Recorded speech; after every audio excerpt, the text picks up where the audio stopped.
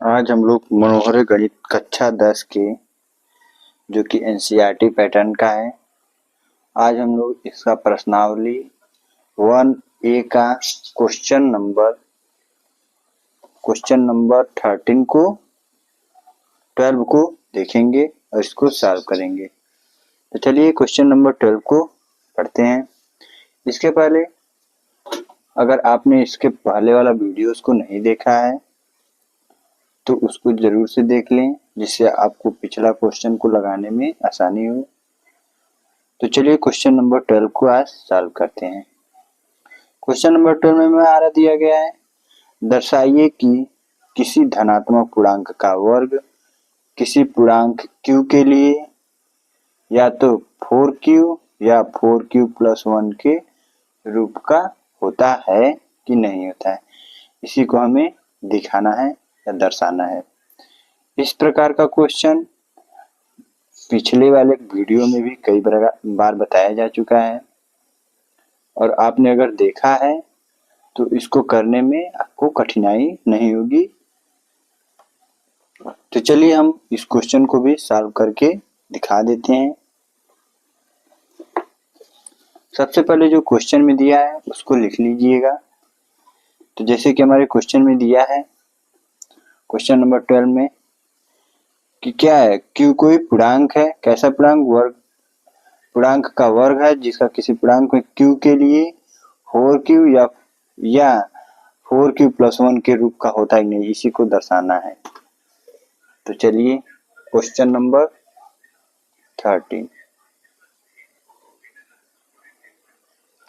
13 को लगाएंगे, लिखेंगे माना q क्या है, q कोई पूर्णांक है, q कोई पूर्णांक है और 4q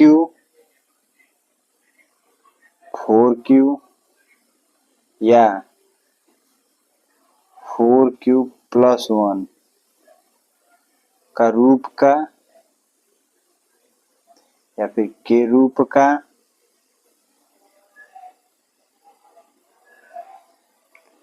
होता है।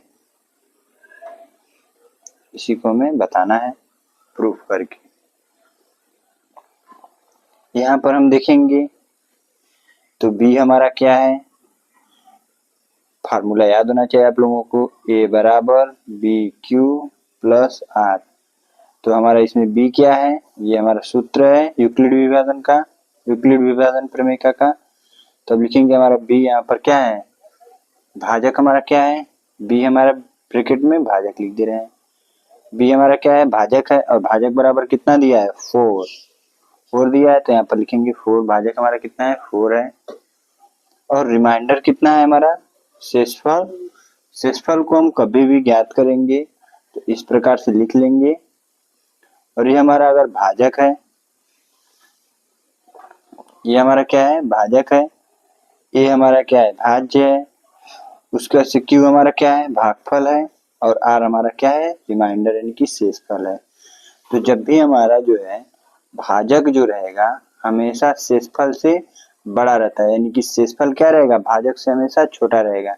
यानी अगर हमारा भाजक 4 है तो हमारा शेषफल क्या रहेगा, हमेशा 4 से नीचे रहेगा, यानी कि 0, 1, 2, 3 यही हो सकता है हमारा बस शेषफल, इसके अलावा और कुछ नहीं रहेगा।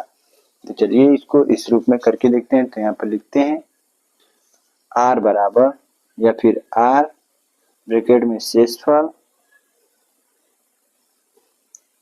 हमारा क्या है, शेषफल अगर हम ऐसे तो लिखेंगे हमारा यही शेषफल आना है, यही हमारा सबसे छोटी संख्या है, क्योंकि हमारा भाजक से छोटी संख्या यही है, यही हमारा शेषफल आना है। तो या तो आप एक एक करके लिख लीजिए या फिर एक एक सॉल्व करते हुए आगे यहाँ पर लिखते जाइए। तो चलिए इसको लिखते हैं, लिखेंगे। अब सॉल्व करते समय क्या लिखेंगे, जब हम r बराबर क्या कर रहे हैं, 0 रख रहे हैं, तब की स्थिति में इसका पूर्णांक क्या हो रहा है उसको देखेंगे। तो लिखेंगे यहाँ पर जब r बराबर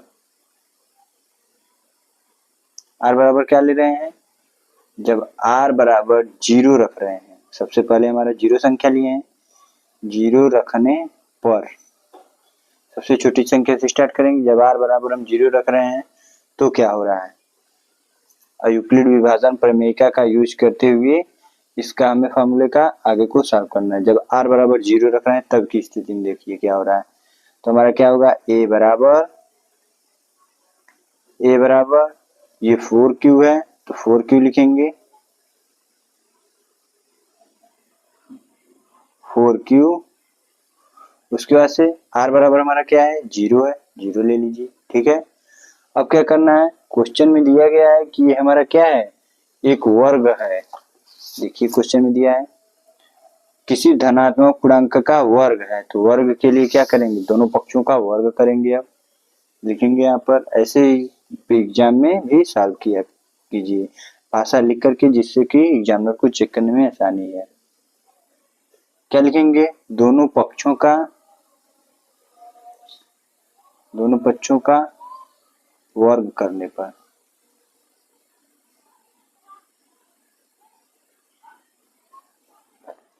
दोनों पक्षों का आप वर्ग कर रहे हैं तो दोनों पक्षों का वर्ग करने पर क्या होगा, लिखेंगे ए का स्क्वायर बराबर 0 का तो कोई मतलब नहीं है तो 0 को छोड़ सकते हैं, 4q का स्क्वायर, इस प्रकार से हम लिखेंगे। अब इसको खोलेंगे ब्रैकेट को, ए का स्क्वायर, इसका क्या करेंगे तो होगा 4 से 4 में मल्टीप्लाई करेंगे तो क्या होगा, 4 4 जा 16, q का q रहेगा, उसके बाद से स्क्वायर, इस प्रकार से लिख सकते हैं। उसके बाद से अगर हम चाहेंगे तो इसको मल्टीप्लाई या फिर तोड़कर छोटे रूप में भी लिख सकते हैं, ए स्क्वायर बराबर 4 इंटू 4q का स्क्वायर, इस रूप में भी लिख सकते हैं। मल्टीप्लाई करेंगे 4 4 जा 16 q स्क्वायर, ऐसे ही रहेगा, लिख सकते हैं इस रूप में, ठीक है। अब क्या रहेगा, अतः हम, या फिर अगर यहाँ पर हम क्या करें, 4q स्क्वायर जो दिया है इसको क्या माने, इस पूरे पद को क्या मान ले, q माने पर, ठीक है। अगर इस पूरे पद को हम क्या मान लें, q मान ले रहे हैं तो क्या होता है, यहाँ लिख लेंगे भाषा के रूप में, यहाँ 4q स्क्वायर को क्या मान ले रहे हैं, q मानने पर अगर हम इसको 4q स्क्वायर को q मान ले रहे हैं तो क्या होगा, ए स्क्वायर बराबर 4 और इसको क्या लिखेंगे, q, इस रूप में लिख सकते हैं। इसको समीकरण 1 मान लीजिए, समीकरण 1, ठीक है। ये एक इस रूप में लिखा जा सकता है, एक इस रूप में लिखा जा सकता है। अब दूसरा देखिए,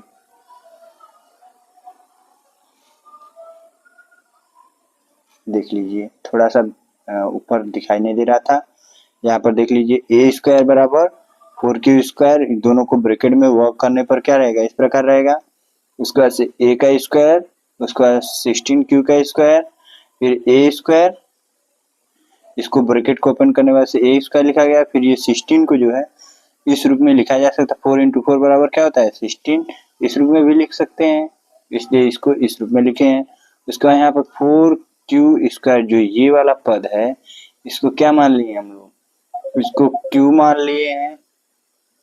अगर 4q स्क्वायर को q मानने पर मान ले जाए तो क्या हमारा ए स्क्वायर बराबर 4q इस रूप में लिख सकते हैं। अब आगे देखिए, नेक्स्ट उसी के आगे दिया है दूसरा पद। अब जब हम r बराबर 0 रखे हैं तो ये हमें प्राप्त हुआ है। अब लिखेंगे जब r बराबर क्या रखें, 1 रख लें, क्योंकि 0 के बाद क्या था 1 आता है। r बराबर क्या रखने पर, 1 रखने पर, r बराबर 1 रखने पर,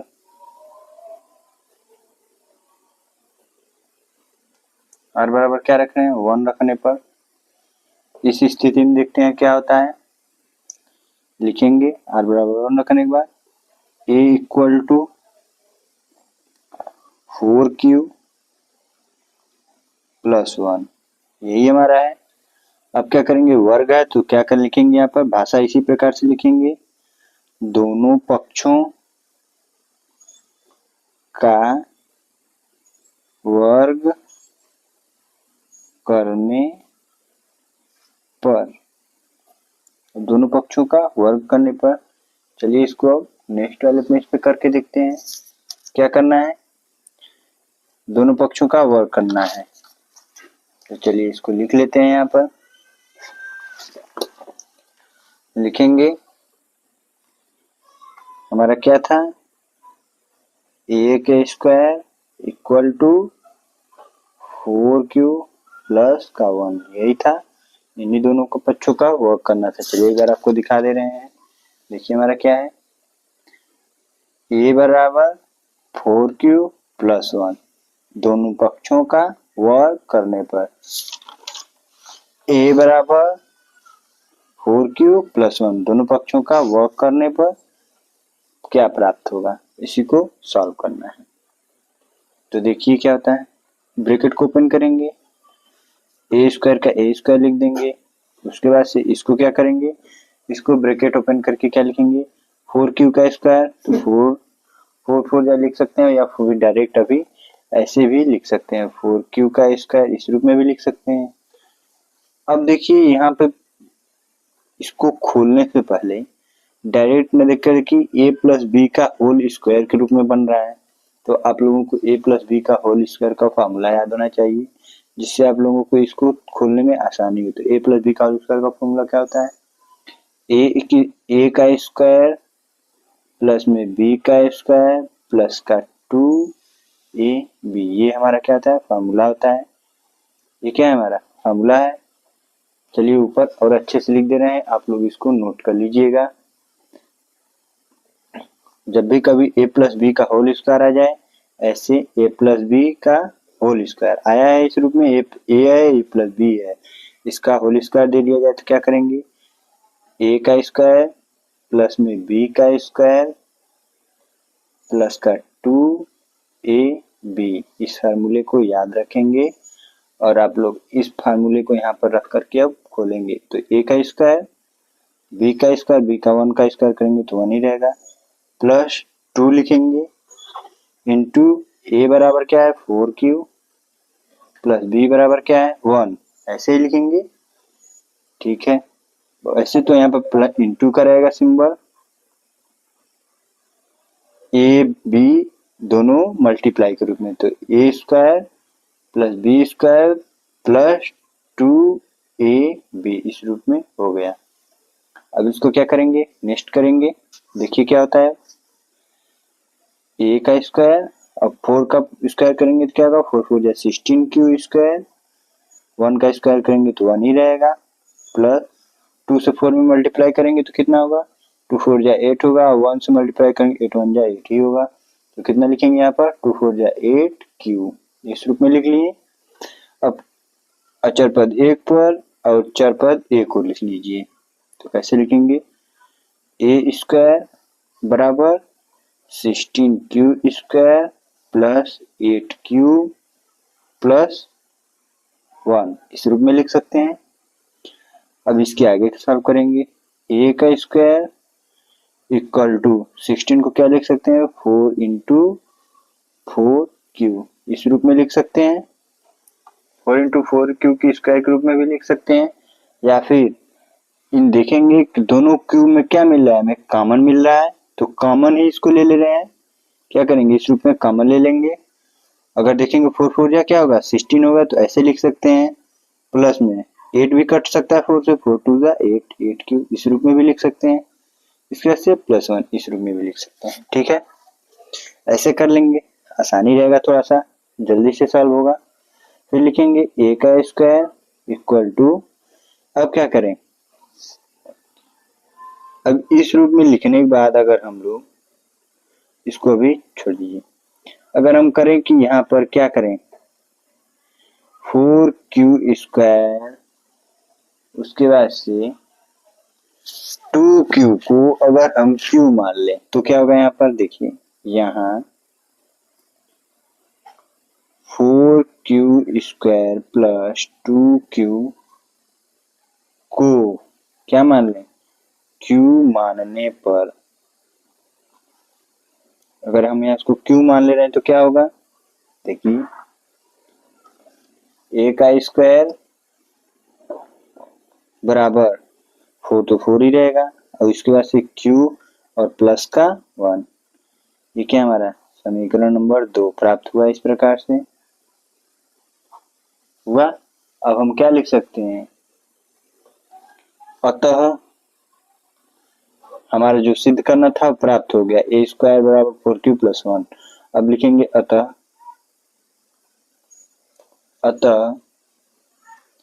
धनात्मक पूर्णांक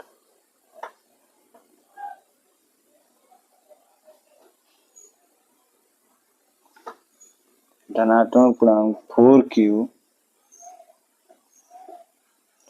और या फिर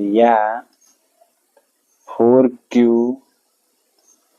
प्लस 1 के रूप का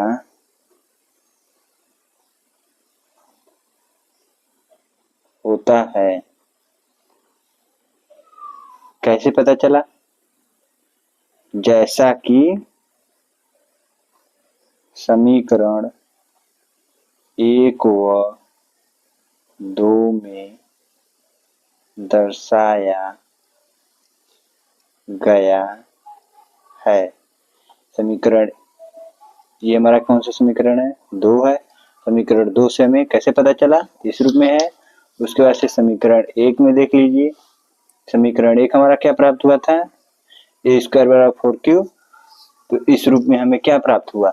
इसलिए हम ऐसे में हमें अगर निकालना रहे, बताना रहे, तो हम क्या कर सकते हैं, q के रूप में लिख सकते हैं। तो 4q या 4q प्लस 1 के रूप का होता है। तो क्या हमारा हो गया, समीकरण 1 और 2 से हमें पता चला कि हमारा जो धनात्मक पूर्णांक था वर्ग करने पर a² plus equal to 4q और a² बराबर 4q प्लस 1 के रूप का होता है। इस प्रकार से इसको बताया जाएगा। वीडियो अच्छा लगे तो लाइक कीजिए, चैनल को सब्सक्राइब कीजिए और अपने दोस्तों के साथ शेयर कीजिए, जिससे उनको क्लास 10th मैथ एनसीईआरटी का क्वेश्चन लगाने में कोई प्रॉब्लम ना हो और क्लास 10th में अच्छे मार्क अर्जित कर सकें।